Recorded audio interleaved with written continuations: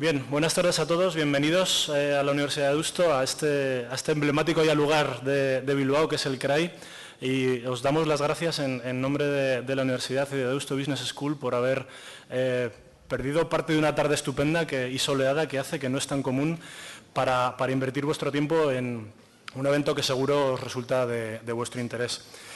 Así que nada, simplemente me gustaría muy rápidamente dar paso a cada uno de nuestros ponentes hoy, que me acompañan aquí en la mesa, haciendo una brevísima introducción de a qué nos vamos a enfrentar hoy. La verdad es que no sé si muchos de vosotros conoceréis el cloud computing, pero este término anglosajón realmente es o está siendo considerado como la tercera ola en las tecnologías de la información. Y desde luego es, bajo mi humilde punto de vista y seguramente bajo el punto de vista de algunos de los que estáis aquí, una tecnología que sin lugar a dudas por la manera de presentarse va a suponer un cambio de marcha muy importante, no solamente en grandes compañías, sino también, y gracias a la democratización que el cloud computing otorga a la sociedad y a los negocios, pues realmente algo disruptor. Por haceros una analogía sencilla, en comienzos de la revolución industrial, pues cualquiera que quisiera fabricar algo tenía que pensar en cómo dotar de electricidad a estas plantas de producción, algo que a día de hoy ni siquiera los gobiernos, por mucha capacidad de inversión que tengan, consideran. El cloud computing, como os digo, por hacer una analogía, es precisamente esto. Es a la tecnología lo que las compañías eléctricas en la actualidad son a la energía, al campo de la energía. En ese sentido, os doy algunos datos para introducir la mesa. Se estima que el cloud computing alcanzará un mercado de 42.000 millones de dólares en 2012 y englobará, o lo hace ya, a grandes proveedores tecnológicos cuya apuesta fundamental es el cloud computing, como Google, como Amazon, como Salesforce, que hoy nos acompaña en esta mesa. Realmente algo que no puede ser de ninguna de las maneras dejado de lado. Además, bueno, hoy, gracias a la Fundación de la Innovación Bankinter y a su foro de tendencias de futuro, pues vais a ver un resumen del enfoque que se le está dando al cloud computing y que también, bueno, a la salida podréis encontrar un pequeño resumen ejecutivo que podéis después ampliar en la web de la Fundación de la Innovación de Bankinter para tener pues, detalles de lo que realmente ha supuesto en estas cabezas pensantes que están desarrollando el tema para la sociedad. Así que, bueno, antes de comenzar a ver la ponencia de Peter, me gustaría presentaros a Juan Rosas, director general de la Fundación de la Innovación Bankinter. Juan, bienvenido a la universidad, es tu casa, adelante. Muchas gracias, Carlos. Quería empezar por agradecer a Deusto Business School por acogernos una vez más aquí, en este sitio tan emblemático, y quería empezar por simplemente decir que, bueno, desde la Fundación de la Innovación Bankinter creemos que, bueno, tomamos una frase muy conocida de Einstein que dice que es de locos intentar conseguir resultados diferentes haciendo lo mismo una y otra vez, y creemos en ello, creemos en la innovación. Y no os vamos a contar todo lo que hacemos trabajando con emprendedores, con las universidades o tratando de traer las tendencias. Pero sí queremos deciros que traer a gente como Peter es un privilegio y todo ello provino de una reunión que tuvimos de nuestro foro de expertos, tuvimos hace un año, donde trajimos a los mejores de todo el mundo en cloud computing. Y de ello salió, de hecho, la publicación que Carlos nos ha nombrado de Cloud Computing, que os recomiendo que la leáis. De hecho, pues publicaciones prestigiosas como el New York Times las ha tomado como una referencia en sus artículos. Y sin más dilación, simplemente recomendaros que vengáis a nuestra web de la Fundación Bankinter de la Innovación. Y con esto yo creo que es hora de que escuchemos a Peter, que será quien compartirá con vosotros las conclusiones del grupo y todo su conocimiento. Carlos, todo tuyo. Bueno, Juan, reiterarte nuestro agradecimiento por estar hoy aquí y compartir tu preciado tiempo. Y ahora vamos a pasar, como decía Juan, a a la parte principal, a la parte importante de la charla de hoy, que es la ponencia de Peter, no sin antes haceros una breve reflexión introductoria de su charla. Yo aquí tenía apuntada una pregunta y os la voy a leer tal cual la tenía redactada para que veáis la reflexión que no solamente yo ahora en un ratito me he preparado, sino la sociedad en sí y las compañías e incluso los integrantes autónomos o usuarios tradicionales de tecnologías están haciendo. ¿Es realmente el modelo cloud computing una revolución, con mayúsculas, tan importante para la sociedad y las empresas como lo han sido las compañías de telefonía o de energía? Yo comencé mi carrera profesional trabajando en una consultora de tecnología y hacíamos implantación de diferentes sistemas. Y recuerdo que el 90% del presupuesto constaba en instalar el servidor, en instalar las bases de datos, en instalar el sistema operativo. Y después, en un 10% que quedaba del presupuesto, venía alguien que decía, y ahora mismo este servidor va a servir para guardar la información de los clientes y sus saldos en las cuentas bancarias. Y eso lo repetíamos una vez y otra vez y otra vez. Y yo decía, ¿qué rollo? ¿No habrá alguien que nos evite pasar por este trance y ahorre todo este dinero? ¿No podría esto industrializarse? Bueno, pues como moderador de la mesa os doy mi opinión y mi opinión es un rotundo sí. Tanto es así que algunas de las personas que están en este auditorio trabajan para compañías que ya están haciendo inversiones grandes en cloud computing y que están aquí en Bilbao, no están en Madrid, ni en Barcelona, ni en París, ni en Londres. Y que además, incluso la Universidad de Deusto está invirtiendo en tecnología de cloud computing, pero además está queriendo formar parte del mercado. Tanto el posgrado que coordino yo, que es un posgrado de desarrollo de soluciones software, como de Eustotec, el tecnológico de la Universidad de Deusto, o como otros másters en gestión, están apostando por estas materias y están formando parte de este mercado. Así que nuestro apoyo también al topic de hoy, nuestro apoyo también al empuje al mercado y espero que Peter ahora también nos apoye este sí rotundo que os estoy transmitiendo yo en su charla.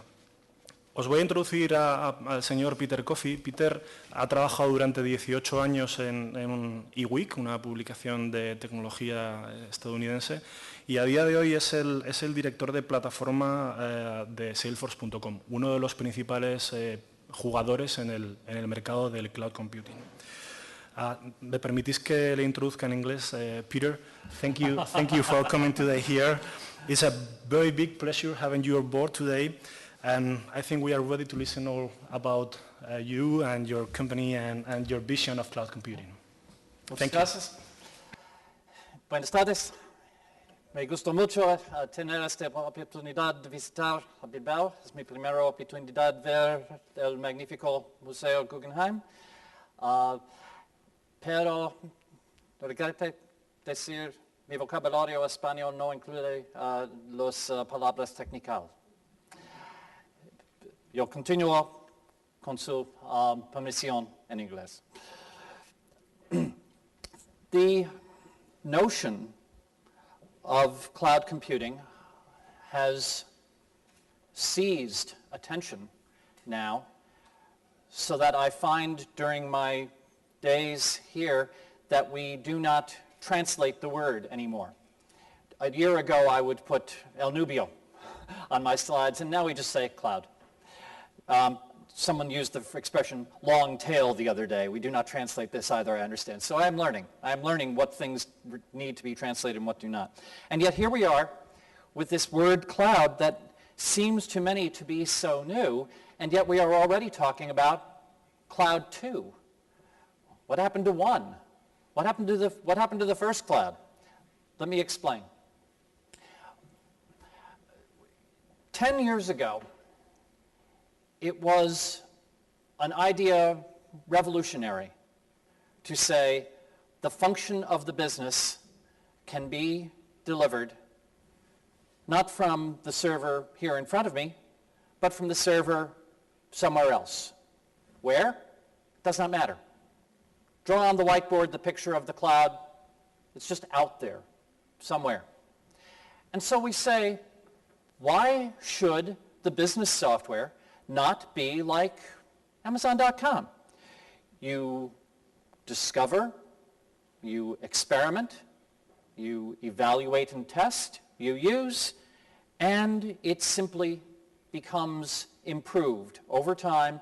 You do not find the funds to perform the upgrade. You do not occupy the skilled personnel in performing the ordinary maintaining of the system. It simply functions. And 10 years ago, it was revolutionary to say that you could do serious enterprise business systems in this model. Consumer applications, sell books, sell knickknacks on eBay? Oh yes. But run a corporation? Well, we have now 10 years of saying, yes, you can do this. We are a 12-year-old company. Amazon is a 12-year-old company. And all over the world, large companies are using these methods and practices to run their business. Now, certain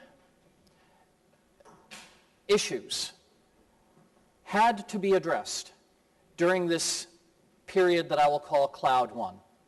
Always there was the question, can it be made secure?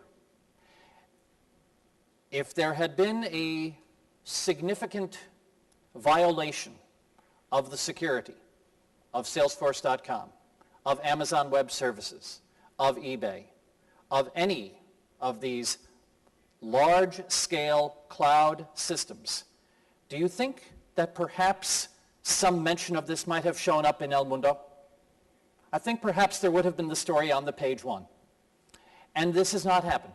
Why? Because the technology is that good. The technology is that robust. And I will discuss this in more detail because I find there is no audience in the world that does not want to hear as much detail as they can get about the security of the cloud. But more than this, secure is good, but I must be able to modify, I must be able to customize the function to my own particular distinctive business process before I am genuinely interested in adopting this practice to run my company. And so it is necessary to establish, yes, the customization is there, and I will draw a picture that explains how something can be shared across tens of thousands of organizations and still be made customized to one. Also, there is the question of what of all of my older investment, what of my database, what of my ERP, what of all the other technology that I already own. Must I replace this, or must I make a duplicate of this? And the answer must, of course, be no. This must not be a requirement. And so again, I will discuss the degree to which cloud function can become an addition to function that you already possess, that you already find satisfactory. And then the last question, if I adopt the cloud, do I give up all control of my technology to some mysterious provider somewhere? The answer must be that you can continue to be the one who is in control of your own technology strategy. And again, this I will discuss. But there are two things that must be clear if we are going to talk in a useful way about the cloud. The first is that if the truck arrives at the back door and the knock is on the door and the shout is heard, "I have your cloud here, where should I put it?" I'm sorry, the alarm should go off, the contradiction is being spoken. This is not the cloud. If you purchase the hardware, it is not a cloud. And we had this conversation earlier. Let me try to put it in other words. If I have a corporate jet, this is clearly in most companies a great luxury.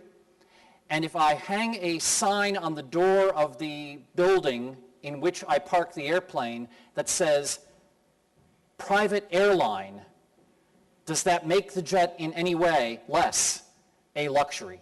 Does it make the jet cost less money? Does it make the jet fly at greater speed? It does not. Taking the company jet and saying, oh no, this is not a corporate jet, this is a private airline, it does not change anything. And taking a data center and saying, oh, this is not our data center, this is our private cloud.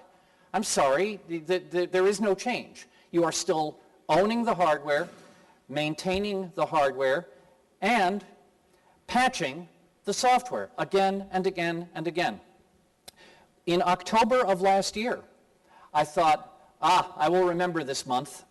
This is the month in which those who returned from our holiday of Christopher Columbus in the United States found a package of software updates from a company in the Northwest United States with 32 separate updates all delivered in one delivery.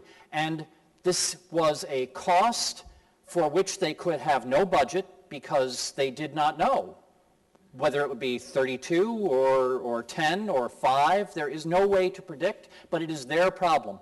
And they must install, they must test, they must work around these updates. And I said to myself, I will remember this. This is an important month to remember. It turns out it was not particularly important because 2 months ago, the number went from 32 to 35. And last week it went to 49. So I continually must remember the new record number. The new record number is 49 separate risks simply landing on your desk with a big wet smacking noise saying, here I am, make me work. This is not the way of the cloud. The way of the cloud is, it is the function of the person to whom you pay the subscription fee to keep the service in operation, to keep the service secure, to keep the service able to handle large capacity, because that is what you are purchasing. And if someone says, you too can operate your own cloud, you should have the same reaction as the flight attendant coming back and saying, we need one of our passengers to fly the plane, please. I'm sorry, this is not what you purchased your ticket to achieve. We must discuss the security. I have discovered it is never a good idea to say the security is a solved problem, even though I say it is, Forrester says it is. Many experts say cloud security is not the problem. Security officers in conference say, I do not worry about my cloud security. I worry about the laptop that is left behind on the bus. I worry about the USB memory key that disappears. These are my security problems. What is in the cloud? Do you have the expression, we are professionals, do not try this at home? Cloud security is a professional operation that is operated and maintained by people whose only concern is security. And here is one of the most important points, is that I have 80,000 organizations all sharing one security apparatus. The most nervous organization among those 80,000 sets the standard that all the others get to enjoy. Because every time I make him happy, I am adding security that benefits the other 79,000 as well. These are economies of scale in the provision of secure technology, secure practice. They are vital to understand. Now, we understand that technology is nice, but governments make the rules. I do not know what would happen if the government were to say, we do not like the speed of light being the limit, we want it to be smaller. I do not know what would happen.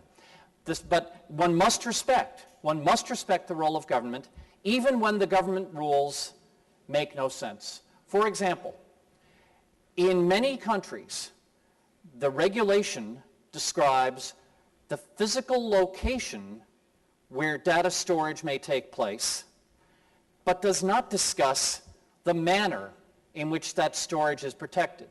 And so if I take a hard drive with no cryptographic protection at all and leave it in the middle of the football pitch at the Estadio San Bernabeu in Madrid, I am in compliance. If I take that same hard drive and place upon it the strongest cryptographic protection that exists today, but now I take that hard drive to Palo Alto, California, this is a violation. This is not in compliance. Does this make sense? It does not. Is it the rule? Yes, it is. Must we respect the rules? Only if we want to keep doing business in our country, and we do. So, this is what must be found. I will tell you how strong the technology of security protection has become. In Brazil, not last year, but the year before last, there was a banker who was in suspicion of fraudulent practice. And the authorities in Brazil seized, confiscated his computer, and found he had encrypted his hard drive. His password was not his wife's name. His password was not the name of his first pet dog. He had made a good choice of password, and he had not left the Post-it note with the password under the keyboard. And so for 5 months, the authorities in Brazil attempted to decrypt this hard drive because they believed they would find evidence to support their investigation. 5 months went by. Frustration. They brought in colleagues from Federal Bureau of Investigation in the United States. 12 more months. We have Brazil and Washington collaborating. The hard drive is right here in their hands, and they cannot crack it. That is how good the technology has become. And if the technology is that good, and you wish to make the theft of intellectual property, you will not attempt to crack the technology. You will crack a person. People are softer targets. You will find someone who can be bribed or someone who can be deceived with the phishing attack or other means of social engineering. So here is the paradox. The widespread perception is that the information that I physically hold is safer. But when you look at the manner in which information loss actually occurs, it is people who had the privileges, people who had the trust, who either make the error or commit the crime, and the information is unleashed. And this has no connection with where the data is kept, every connection with what privilege is given and what mechanism of trust is in place. So when you put your information in the cloud, what happens? Well, you only bring information down to your edge device while you are looking at it, and when you turn it off, the information is no longer there. And so only in the central facility with the professional security is the information in storage for a long period of time. This is one important aspect. Number two, every action that I take that draws information out or puts information in is going through the interface of a service. And so now, at least in our system, if you check the box that says, I wish to maintain history of this object, then every occasion of any alteration to that information goes into a permanent record, goes into an audit trail, even if I had the permission to do this. Now, what is the old way? The old way is the email with the spreadsheet attached, or the memory stick that is passed around the office. No ability to have visibility, no ability to have audit, no real governance at all. The cloud, by putting the information in one place and guarding that place well and making the record of every time something goes in or out, actually elevates the standard of information governance. It is vital, vital for this to be appreciated.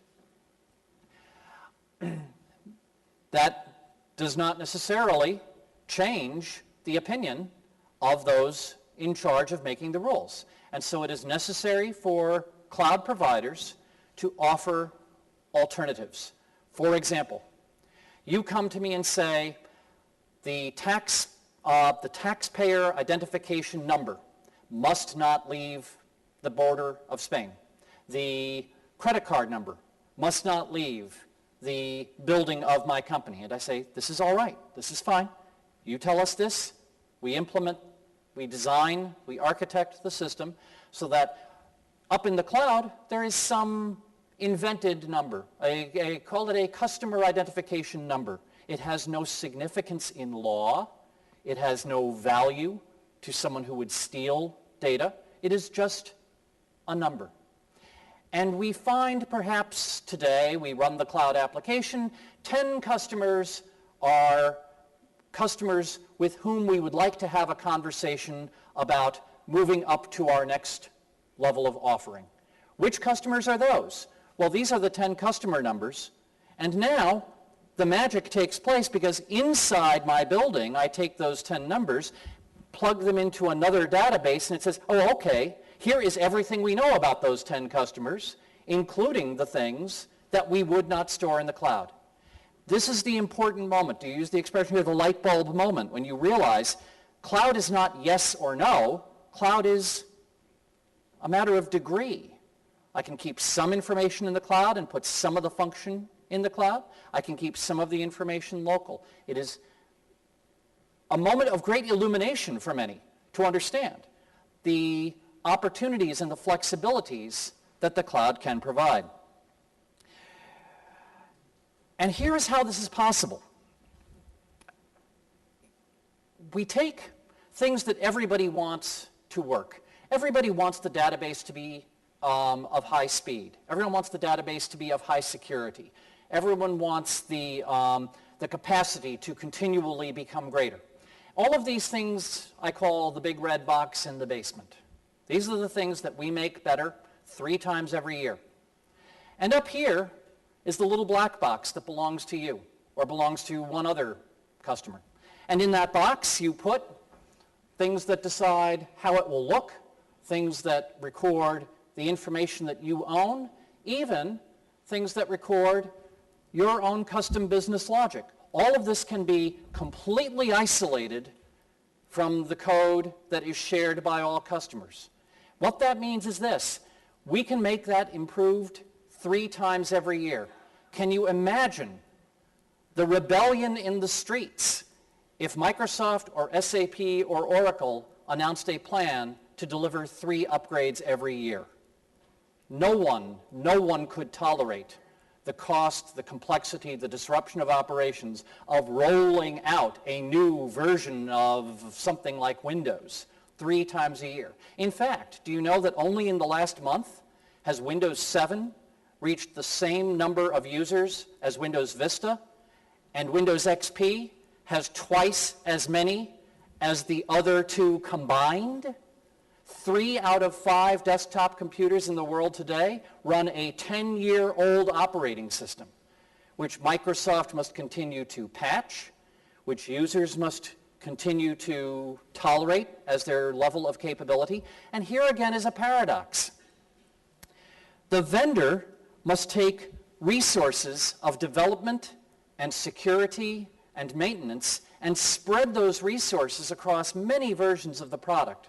Because whether it is Microsoft or SAP or Oracle, always the current customer, only about 1/3 of the current customers use the current version of their product. And other customers use the N-1 version or the N-2 version. So the vendor's resources are diluted, and the customers do not receive the value of the maintenance fees that they pay to their vendor to improve the technology, because they cannot use the improved technology.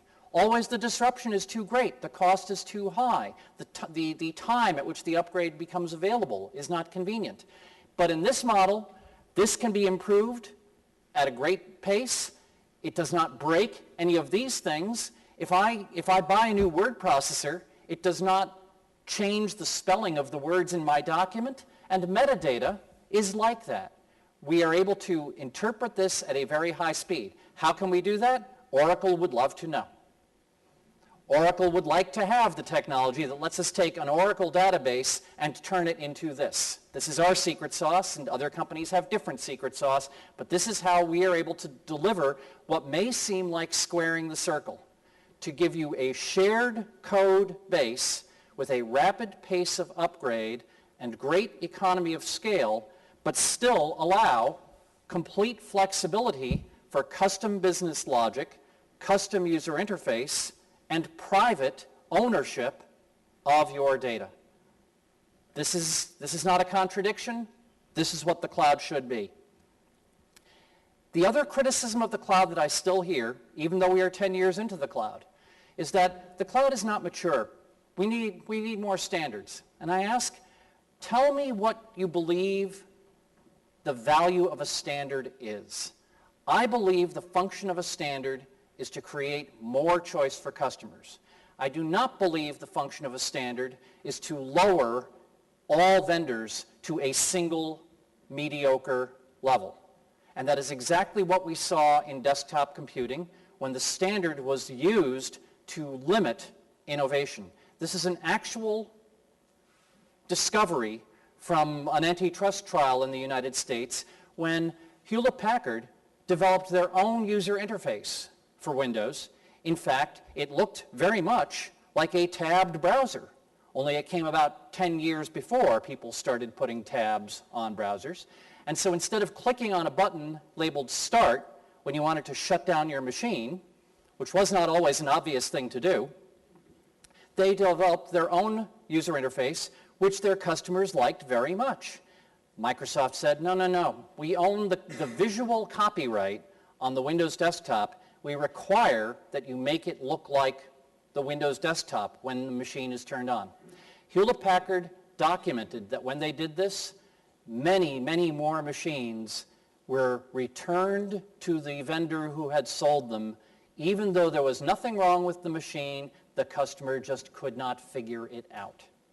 Innovation that was measurably delivering market value was blocked by the imposition, the enforcement of what I think is not a good kind of standard.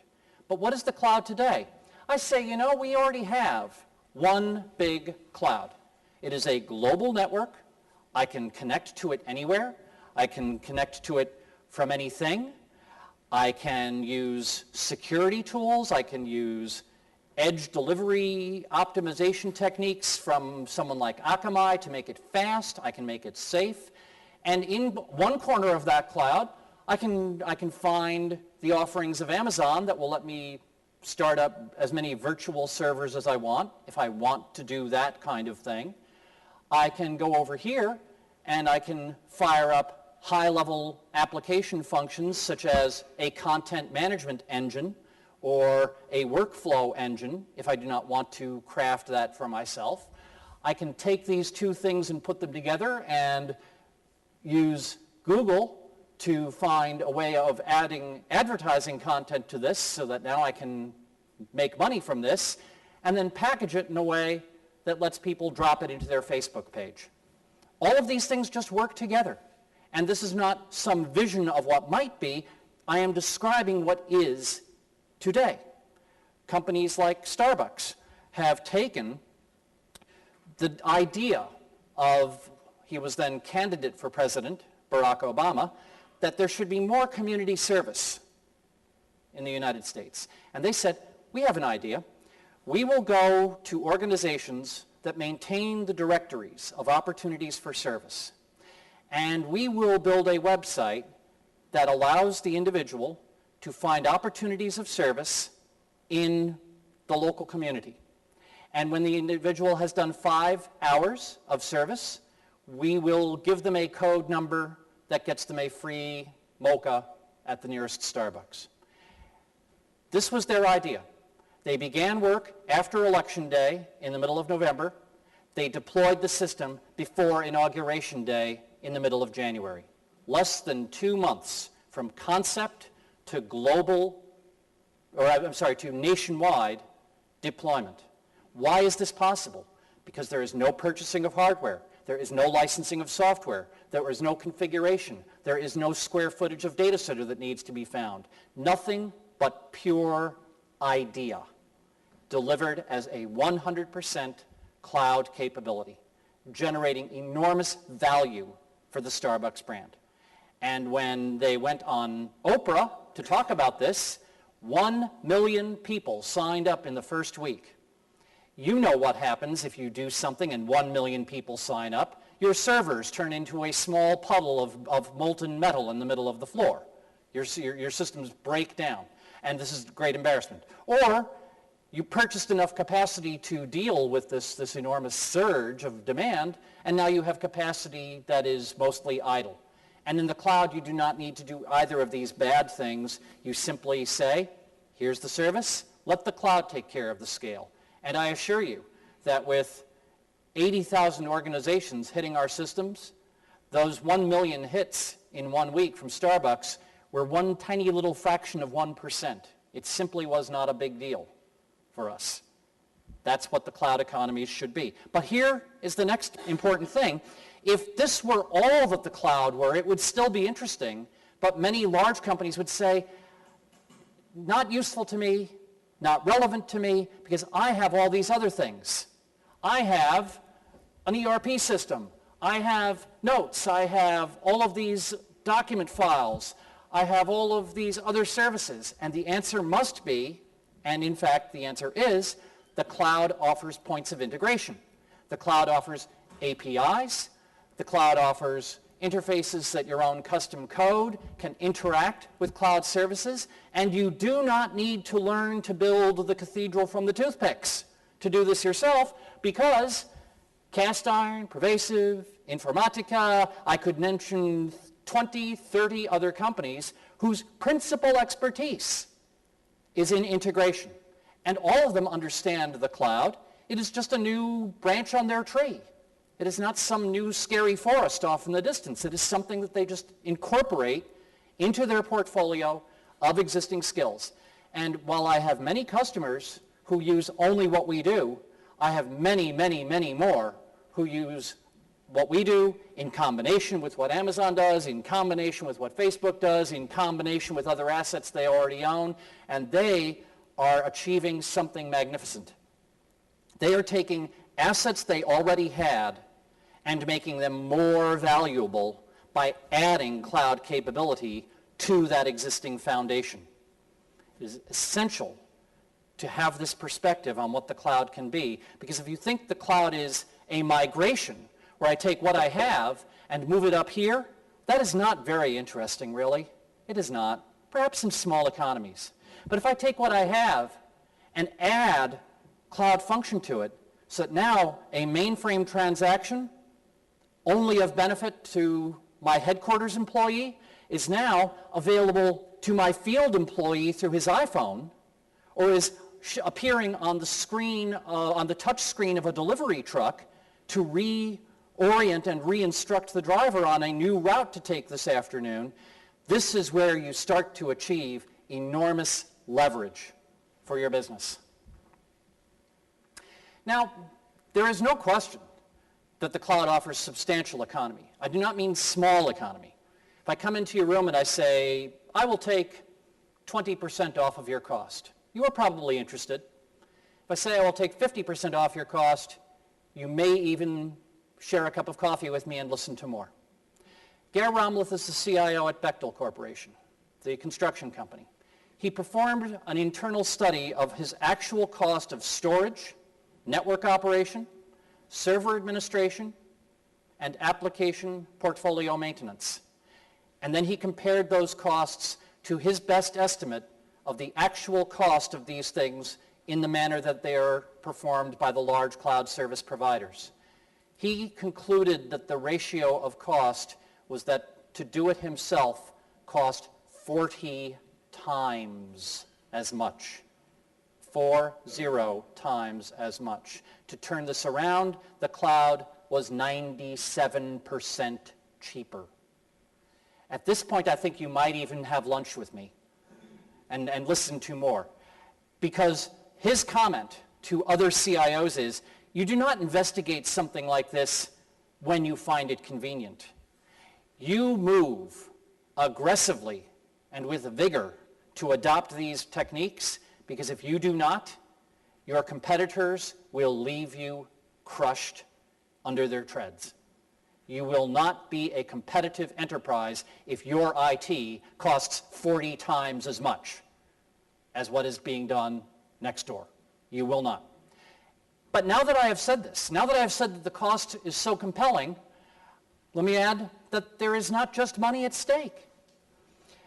If you are using less electricity, you are also generating less CO2 output, and we asked a large sample of our customers to make the list of the hardware that they would find it necessary to install if we were to simply disappear and they must do all of the things that we do with their old model of constructing a data center.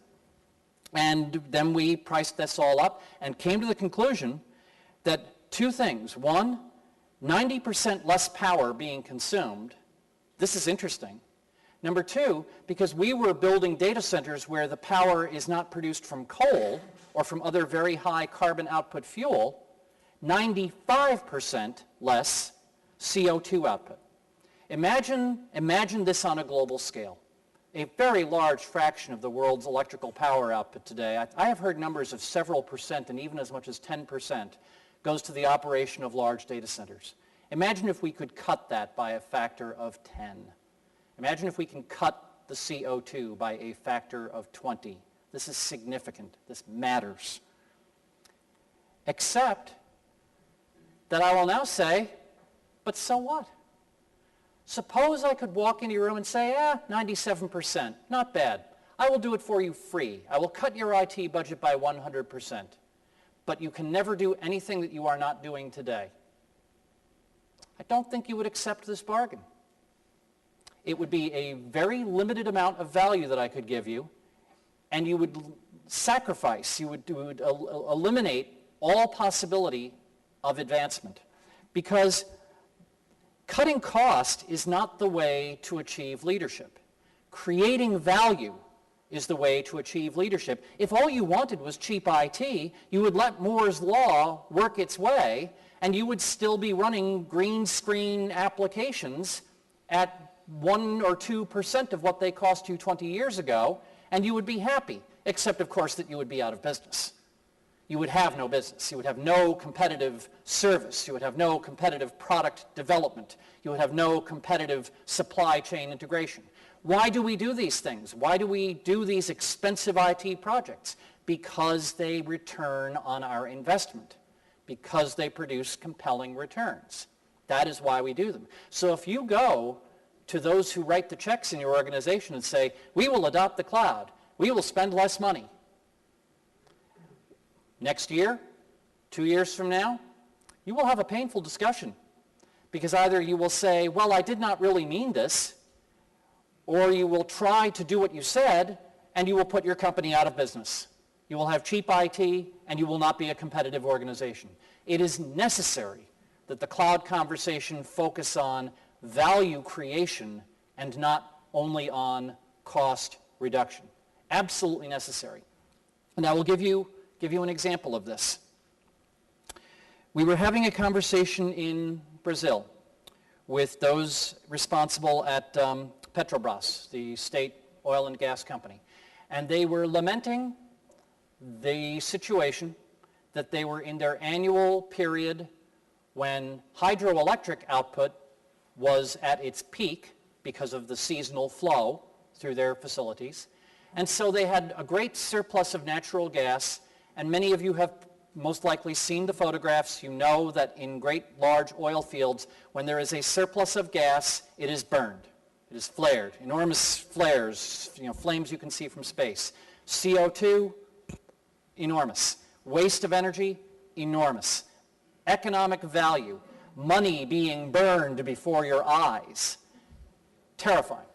We had the conversation, we said, there is this thing called the internet. Could we not build a website where you can auction this gas at a spot price, and it will be less than the usual contract price, but it will be something, and something is better than nothing. And they said, well, we had the conversation. We are in a joint venture with an established enterprise software company, 3-letter name, from Germany. And they said this could be done, but it would take 8 months. Well, the problem doesn't exist 8 months from now at all. The problem exists right now. And we said, well, what if we could do it in 2 weeks? My Portuguese is even more limited than my Spanish, but I think they said something impolite. Or perhaps it was just something like when pigs fly. I do not know. But we said, give us 2 hours right now, and we will discuss the data model, and in 1 week we will show you what we think you should do.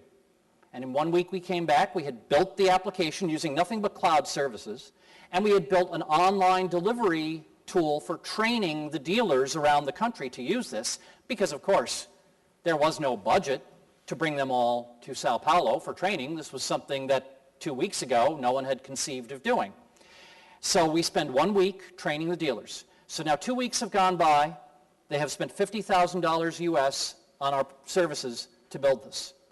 Week 3, revenue, $500,000 US. So 10 times payback in the first week of operation. Week 4, $1 million. Week 5, $5 million. Week 6, $8 million US. Pure, bottom line, stuff they would have burned if they could not sell. I did the math. Internal rate of return on this project was 383% per week.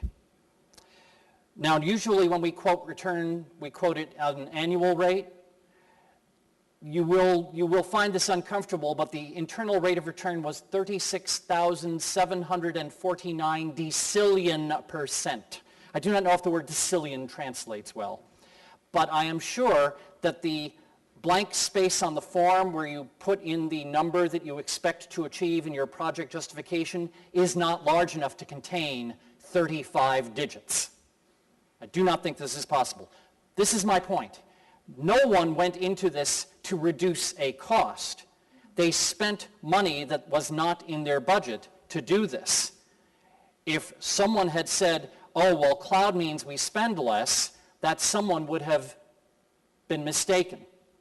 But it created immense value, not from migrating an existing process to the cloud, but from executing a process that without the cloud could not be performed at all.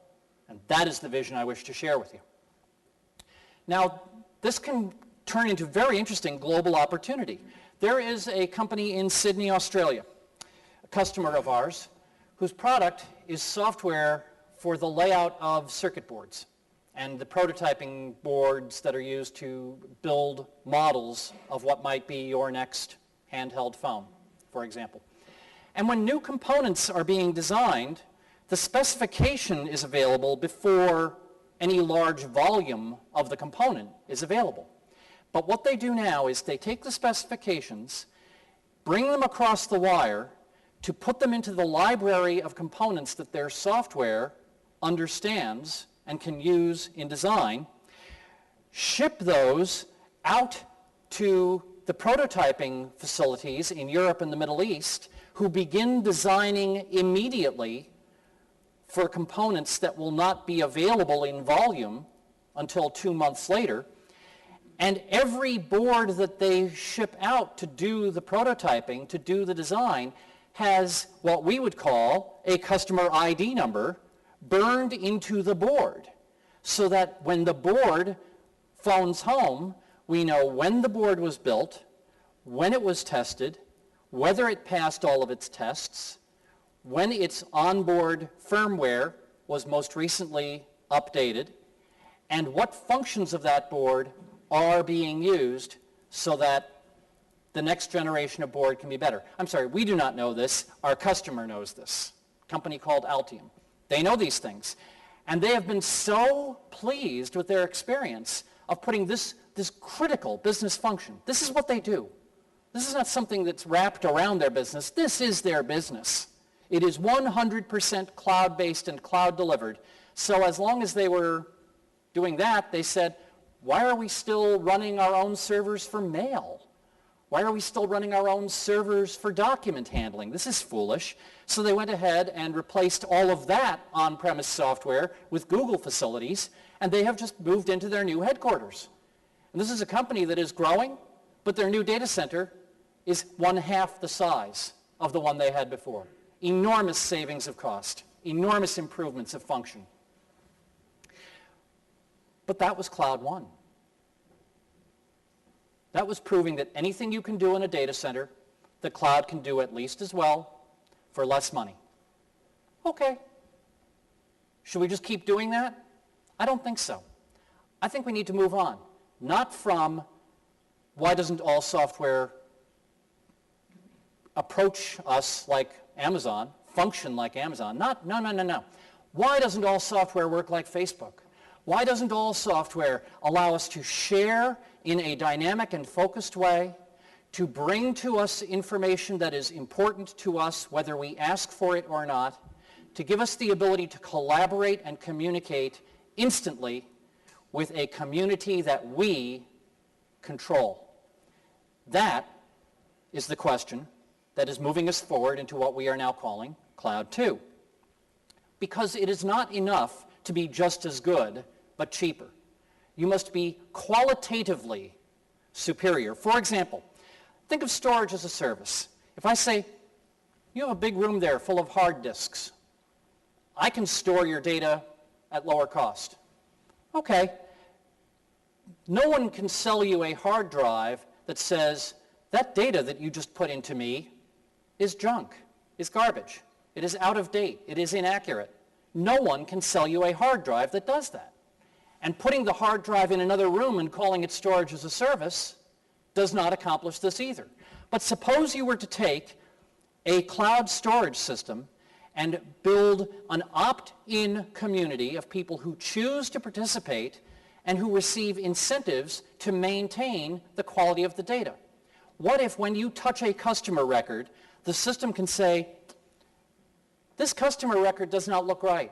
I believe this person is now working at a different company, but I have 5 other people who I'm sure do work at this company. Would you like me to update your records for this account? That is storage as a service. In the next generation, where we say, what would storage be if we had always known we would be doing it in the cloud? What about customer support? Many companies have some kind of customer support center.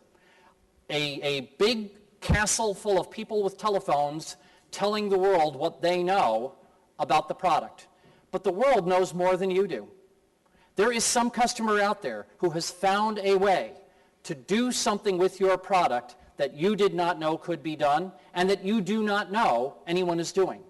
This is why when your customer has a problem, do they dig through the drawer and find the manual and look in the fine print and find the telephone number and call the help desk so that someone with a strange accent can say, have you plugged in your machine?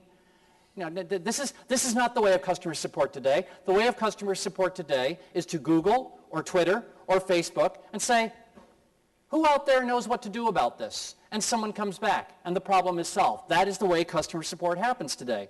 And so it is not enough to know only what you know.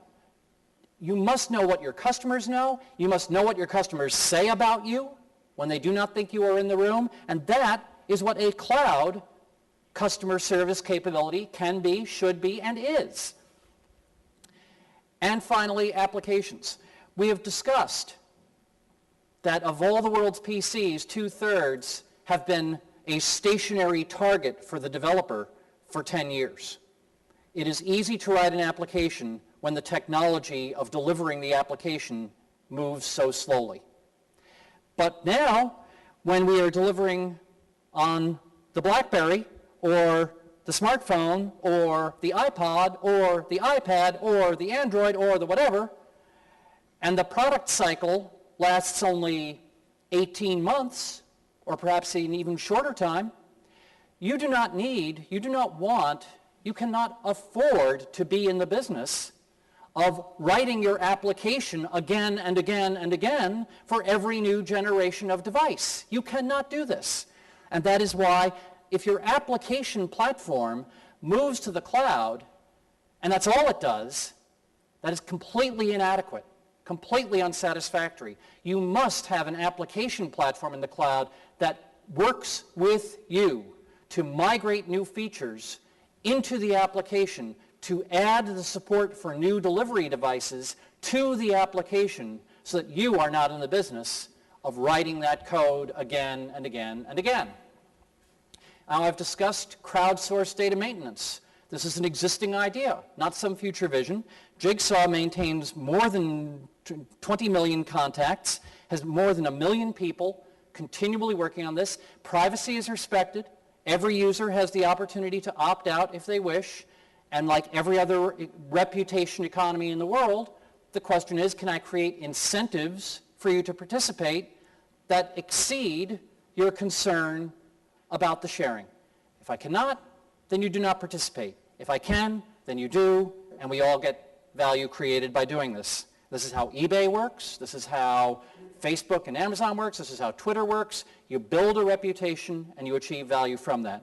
Contact centers, same thing. We've already discussed this dynamic. But here are some numbers. Bank of America in the US responds in real time to 1,100 tweets on Twitter per day. Now, I guarantee you, if a customer of the bank is displeased with the service and tweets that they are unhappy, and all of that person's followers on Twitter see that, this is bad for the brand. But now instead, you tweet that you were displeased, and the bank tweets back, how can we help?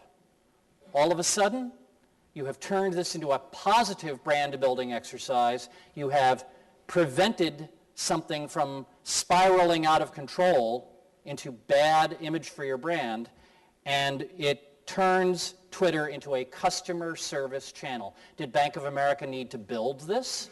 Did they need to teach anyone how to use it? Answer to both questions is, of course, no. It simply exists, and they are using it to great advantage.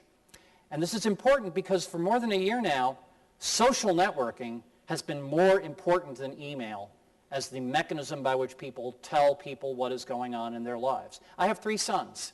The 25-year-old still uses email. The 20-year-old occasionally replies to my emails.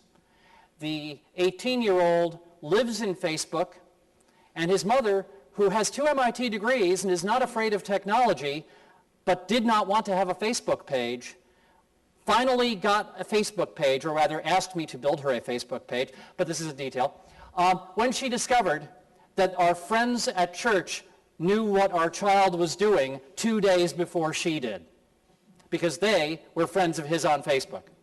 So now she has the page. This is what you must have to attract and retain the talent. This is what you must have to enable the conversations with your customers and your partners. Now, if you take a tool like Facebook, which is designed to share many, many things in many, many ways. Only this morning I saw the story that they have found one more way that Facebook is sharing something that people thought they had blocked. It turns out that even if your profile is not shareable, you can still find it with search tools and look at it anyway. And this is the problem. Every morning you wake up and the clever people at Facebook, about whom the movie has now been made, have found a new way to make something shared. And now you have to send out the email to the whole company saying, please go through these 5 menus and click this box to turn this off. Please, please, please do this. And you never keep up. We had a different idea. We said, suppose we take an existing enterprise platform where security is very tightly defined, very precisely managed. And then we add the mechanisms of the social network to that model so that if you can see something, now you can follow something. And if something changes, it can send you an update that it has changed if you have asked to receive updates of this kind. We turned this on in June. It is called Chatter. We added something that looks a little bit like Facebook and acts a lot like Twitter, except that you can also follow abstract entities. You can follow an account. You can follow a document. You can follow a problem case in the business.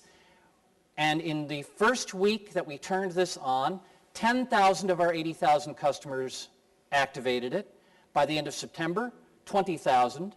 We now have companies that had once been a user of our cloud capability only in one department, such as sales, who are turning on Chatter for the entire corporation, because this is now their preferred mechanism. And does it work? When we turned it on, in the first 2 weeks, our email volume decreased by 40%.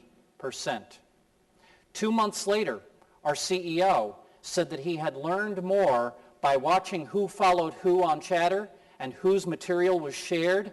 He had learned more about his company in those 2 months than he had in the previous 10 years. He said, I have finally discovered the secret network that actually runs my company.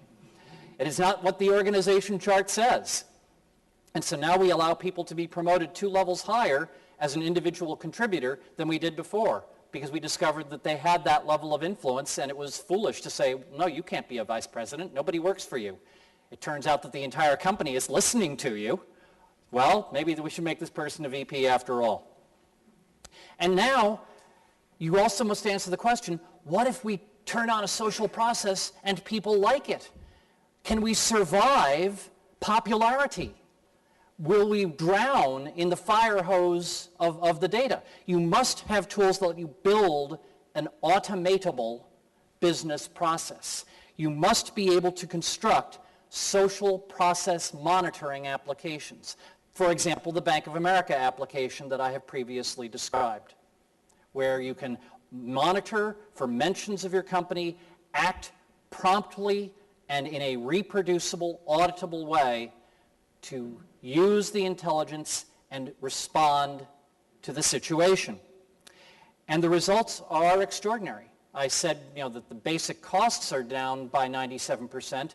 Also, we can show that the construction of the application is done in only 1/5 the number of developer hours. What took 100 hours to do with Java or .NET type technology can now be performed in only about 20 hours, because now you are composing services instead of crafting code.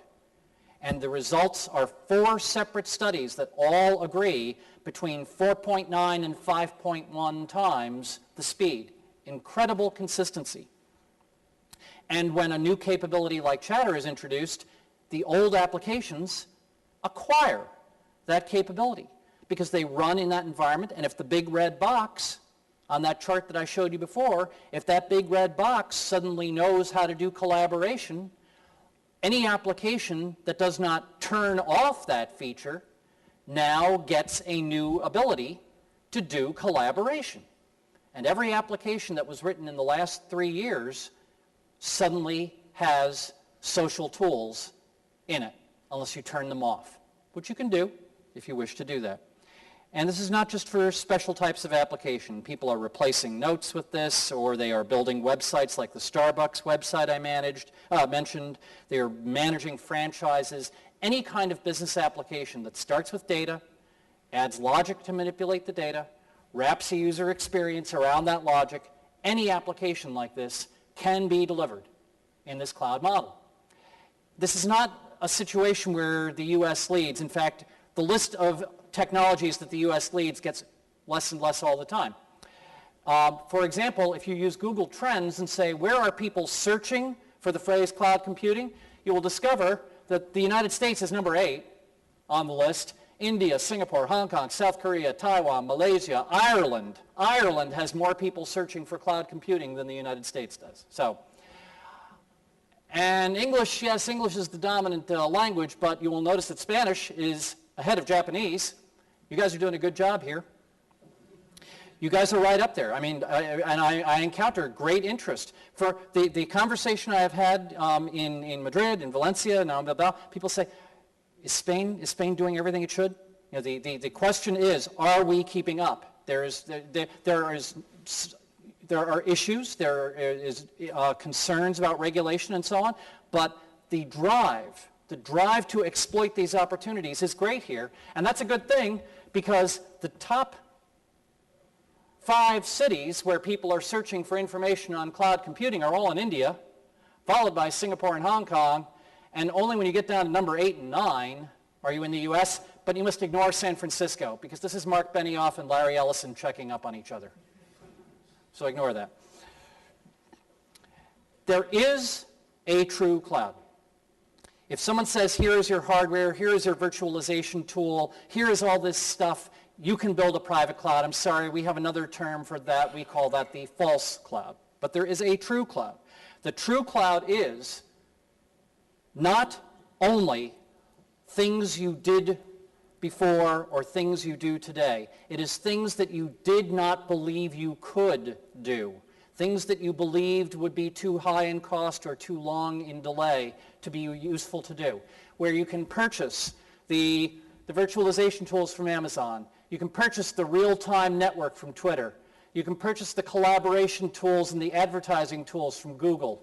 You can crowdsource your data maintenance instead of spending enormous amounts of money on data grooming with Jigsaw. You can find collaborative social networking facilities at Facebook. You can find packaged applications, or you can find 5 times faster developer productivity for custom applications.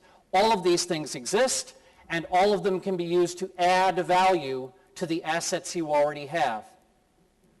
This is the vision that I want to share with you today of Cloud 2, is what would we do if we had always known we'd be able to do IT in a global, standards-based network in a world where everybody is connected all the time. Thank you for your time.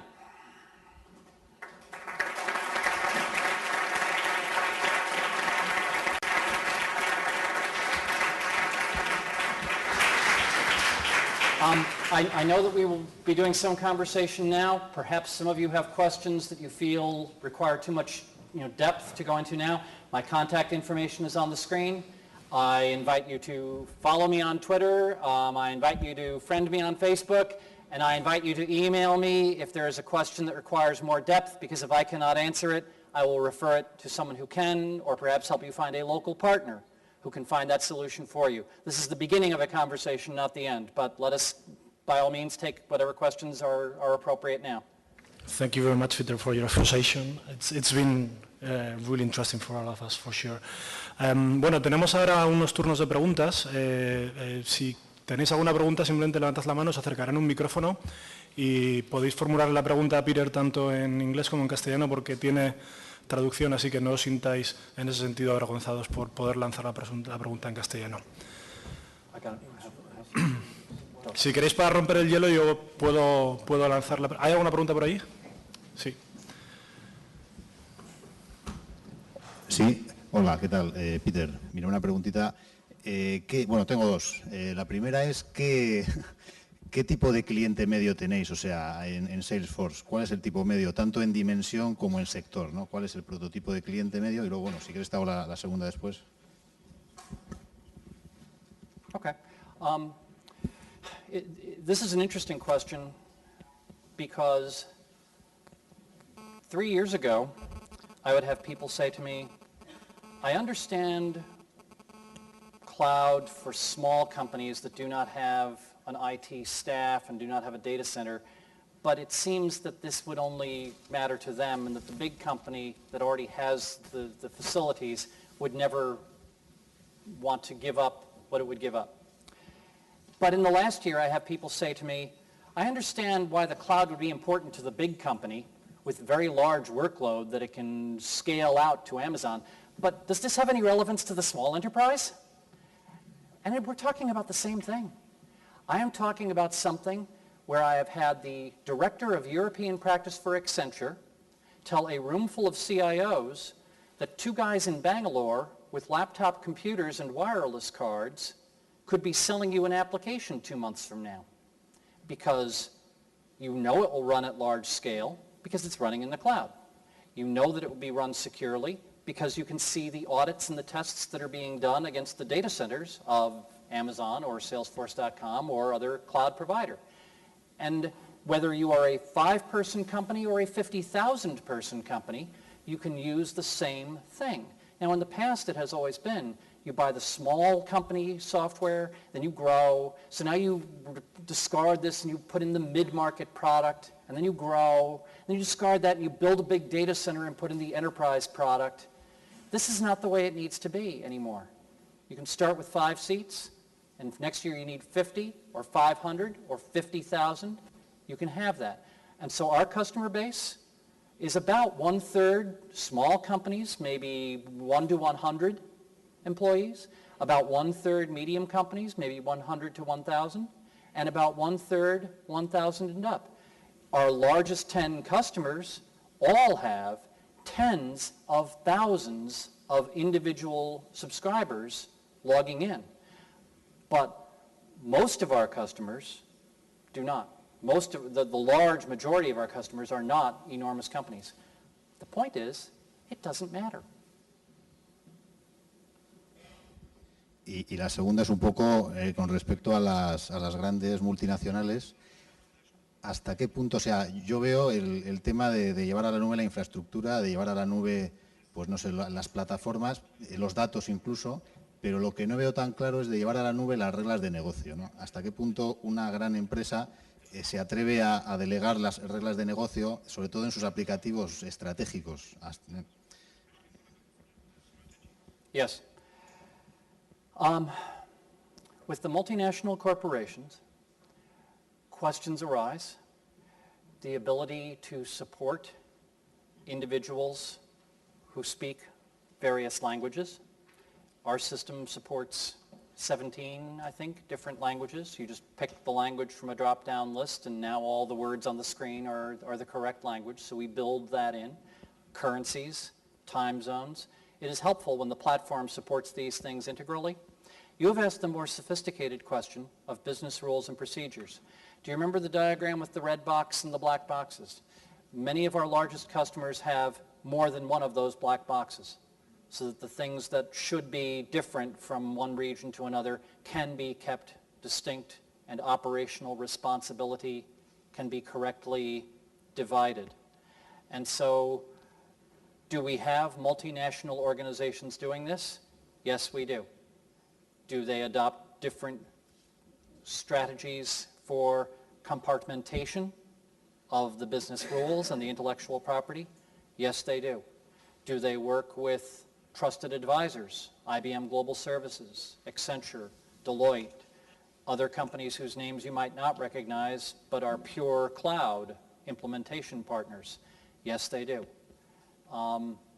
And the answers are as many as the 80,000 customers that we have, because they all have the freedom to compose the services as they choose and to combine them as they choose. Vale, gracias. ¿Alguna pregunta más?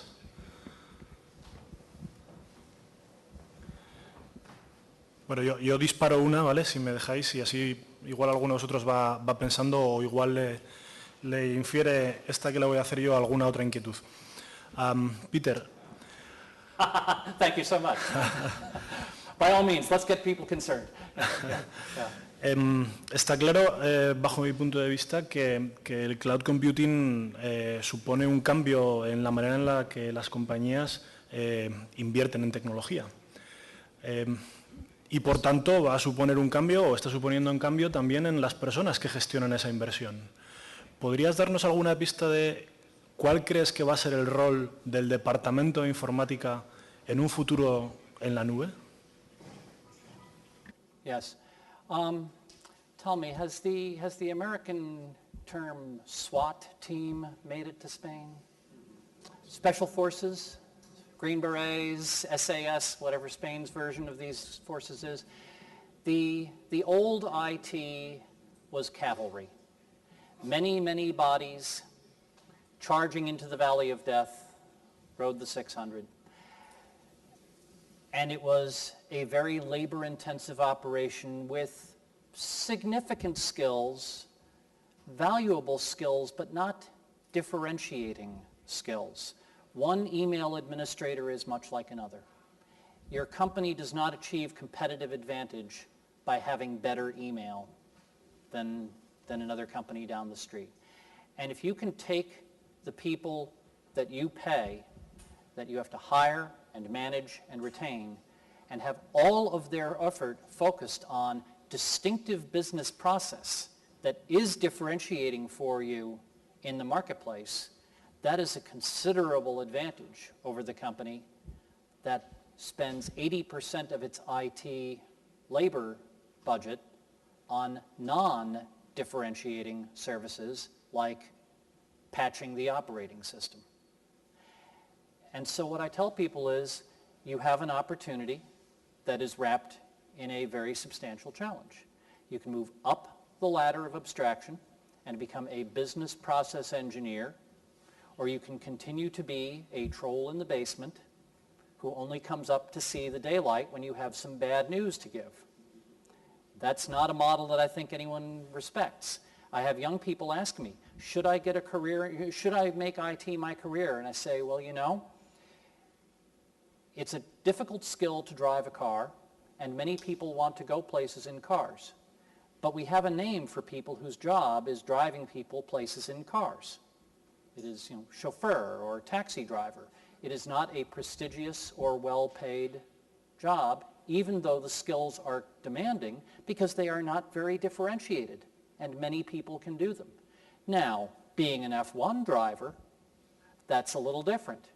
It's a higher level of skill, and it creates substantial differentiation. So if you want to be an F1 driver, by all means. You want to be a truck driver, lower your expectations for where your career will go. And I assure you that when I was in Mumbai with 800 attendees at India's National Association of Software and Services Companies listening, they were listening very, very hard to this conversation because, of course, they have been selling large volume, low value hours as their national export of services, and they see a threat to that model because if I am going to run a data center with 10 people instead of 100, or with 3 people instead of 100, that's 97 people who are no longer feeding and watering the servers. And they had better move up or move out. So yes, there is a change, but when people say, are you not putting the IT team out of work? I say, you know, remember that supply and demand curve that I drew a little earlier?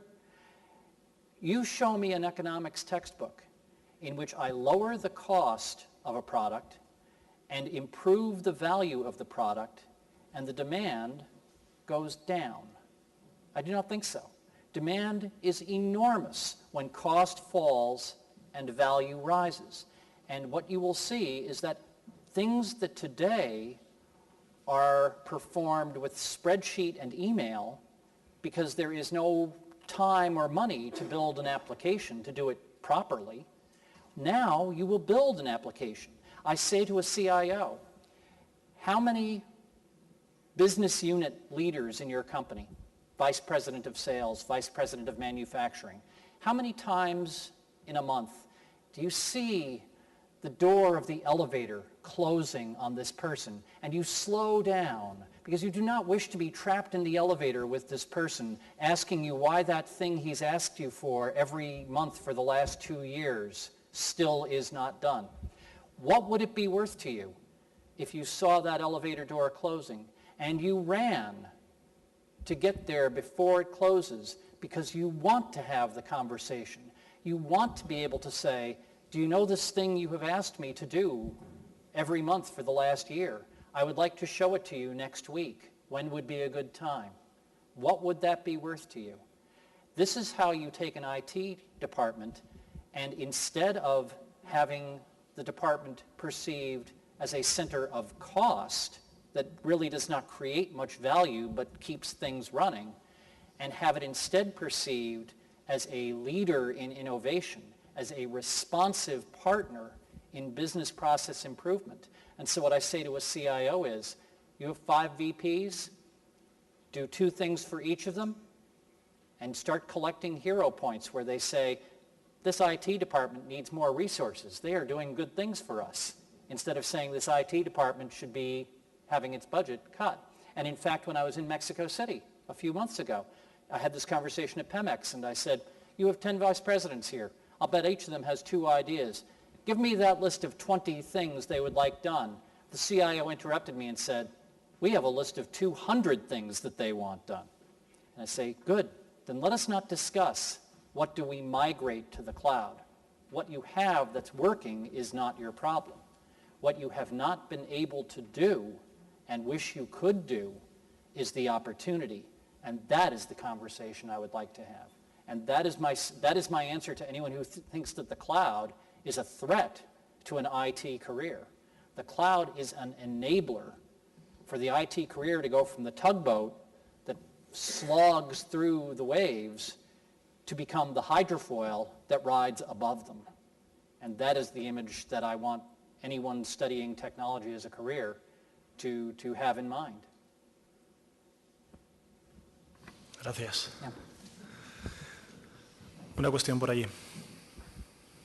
Buenas tardes.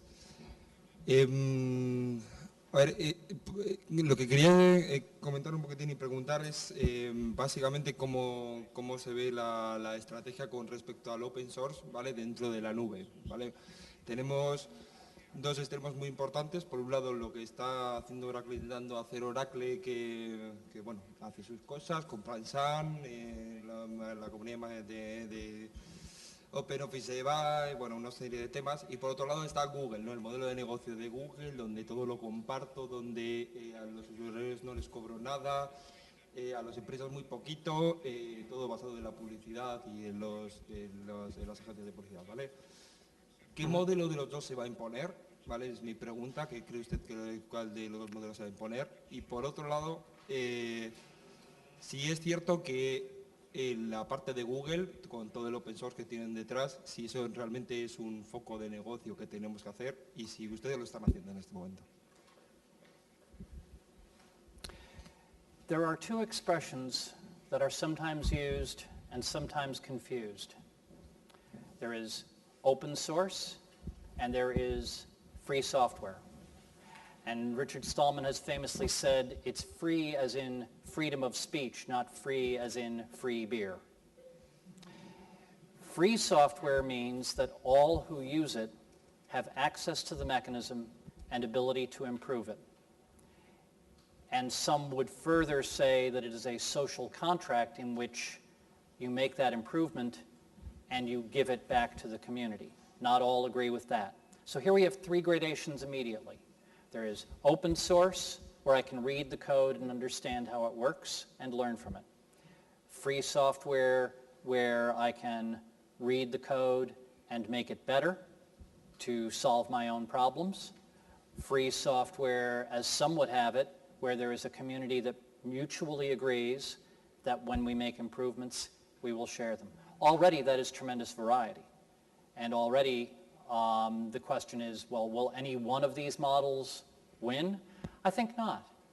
I think that software that does something that everybody wants without much differentiation, like an operating system, like Linux, like a basic database, like MySQL, I think these things will be open source and free because every individual benefits more from the community's improvement of that technology than they lose by not having differentiation. Everyone benefits from bugs being fixed more quickly more than they would lose by having proprietary advantage. That is a simple calculation that people are free to make. Now, you have also introduced an almost orthogonal question of how are services paid for?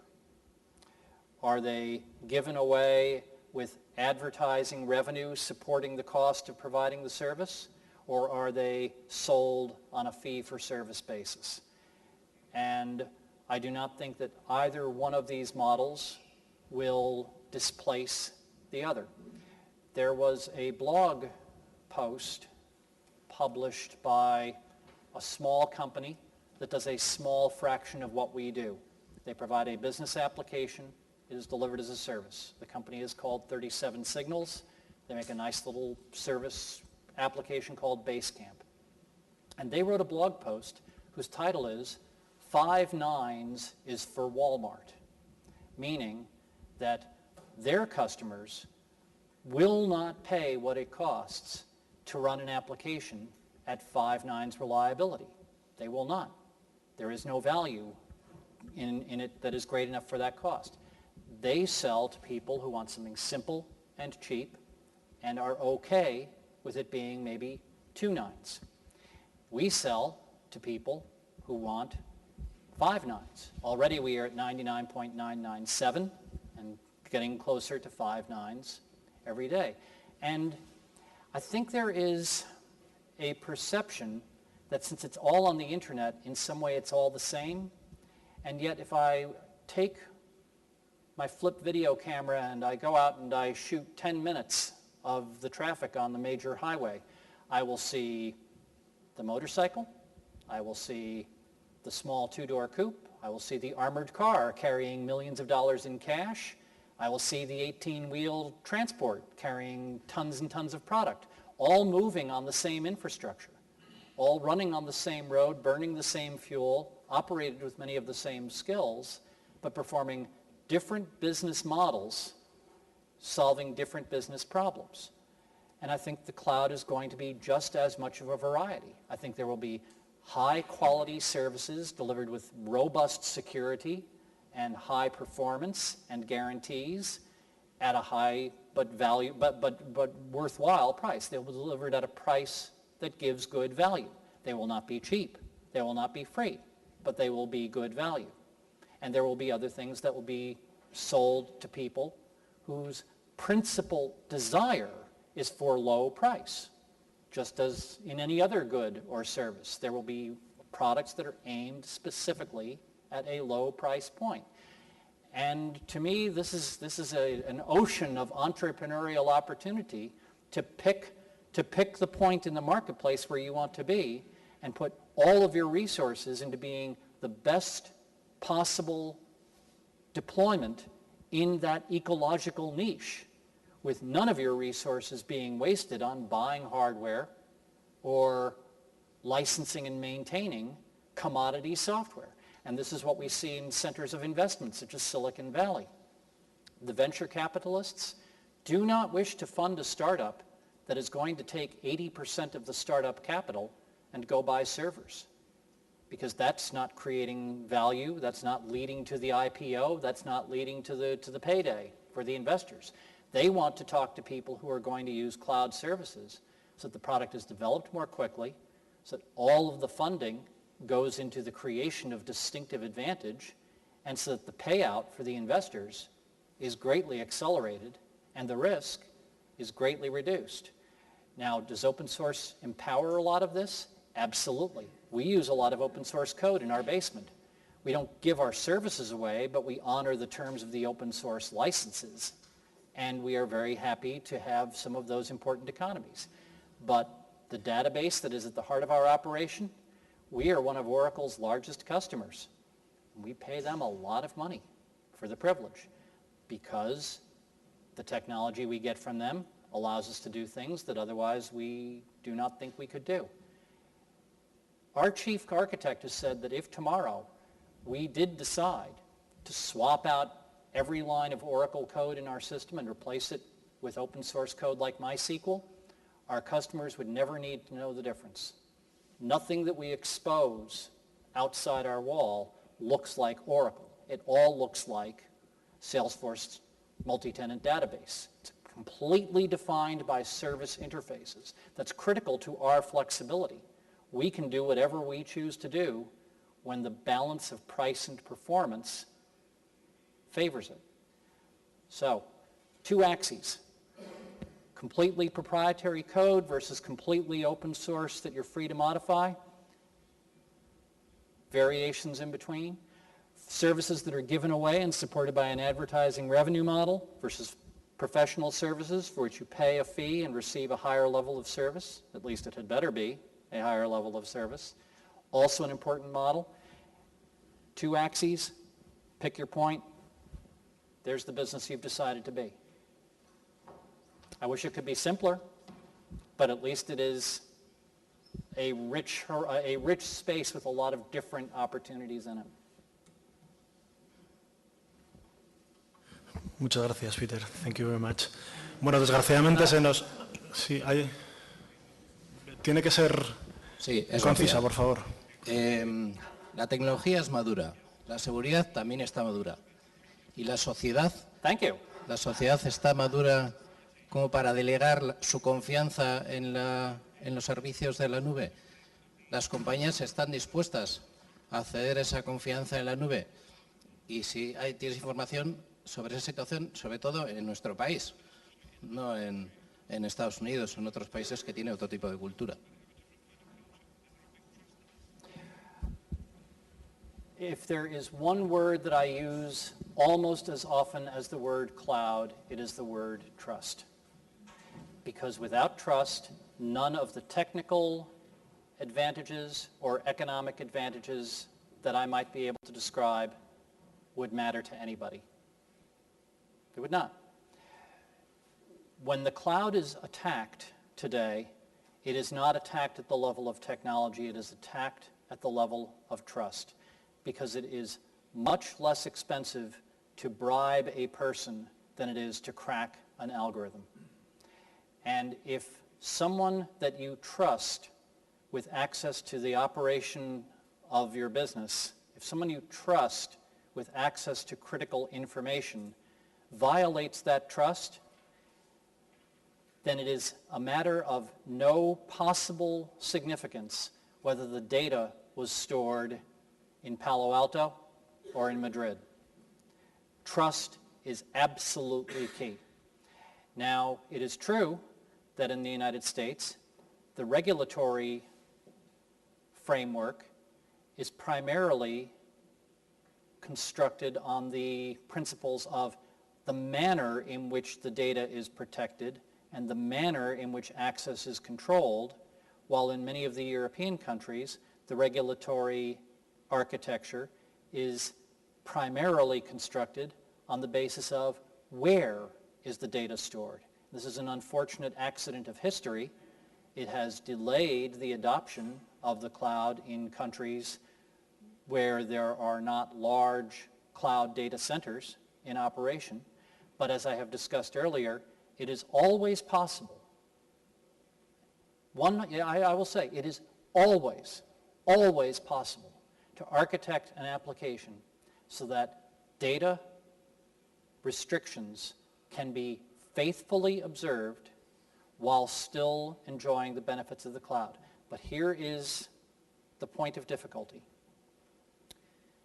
It is not a challenge to discover contradictions in regulations.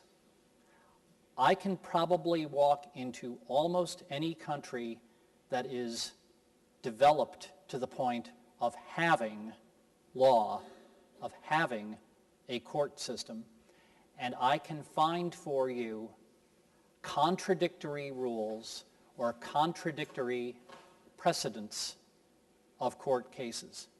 And so I will always say to a customer, you must tell me what your plan is for being compliant, because it is a logical impossibility for me to build a cloud that is in compliance with every rule on the planet, because the rules interfere, the rules disagree. The Privacy Commissioner in Canada sends very angry memoranda to the Parliament in Canada saying, this law you have just signed making us a party to this European Union agreement violates the Constitution of Canada in these 3 ways, for example. And there are other examples, but that one I can document.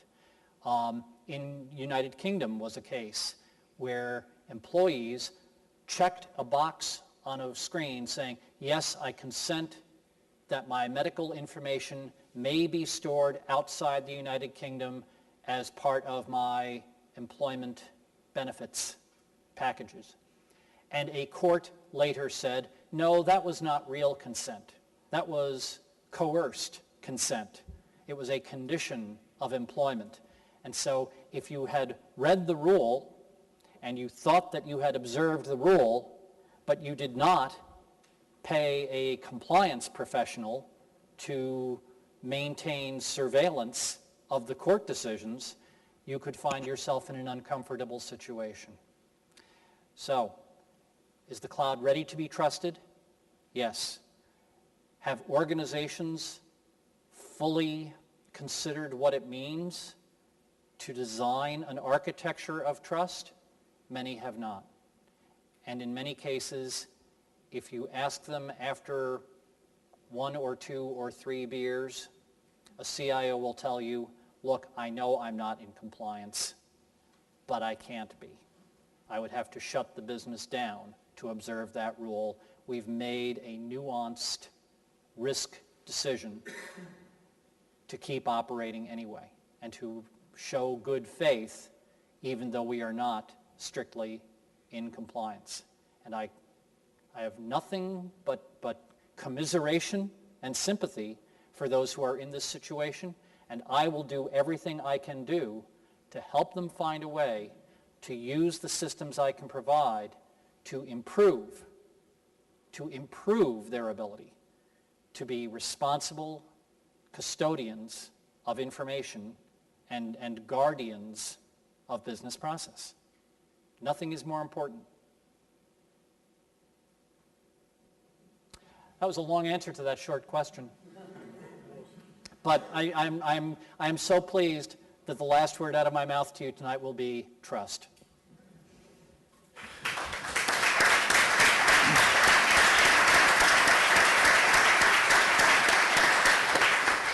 Again, thank you very much, Peter, for your exposition today.